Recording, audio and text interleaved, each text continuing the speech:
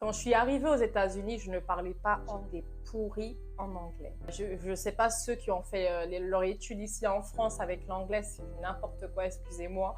Mais quand je suis arrivée, on me parlait vraiment une autre langue. Cependant, j'étais assez disciplinée pour me balader avec un dictionnaire. Et à chaque fois que je voyais un mot qui m'était étranger, je me posais la question, ou j'essayais de le développer, de le mettre dans une phrase. Je me suis acharnée et en 3 mois, je pense 3-4 mois, j'ai réussi à vraiment maîtriser l'anglais à un certain niveau, ce qui m'a permis d'être bilingue rapidement. Je vous conseille d'apprendre l'anglais en amont. Je vous conseille d'avoir des bases pour être sûr que vous comprenez ce que le coach va vous dire, pour que vous soyez à l'aise en fait à l'extérieur. Parce que la première année a été quand même dure, malgré que je me suis vraiment adaptée, ça a été super dur.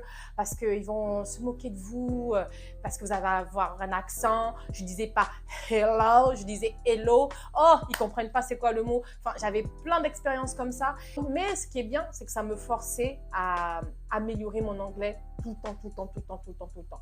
J'ai commencé à dire les H, hello.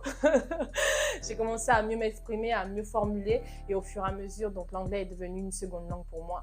Mais je vous conseille, si vous avez l'ambition d'aller jouer à l'étranger, apprenez l'anglais ou du moins la langue que vous voulez en amont ou au moins les bases pour être plus confortable dans le futur.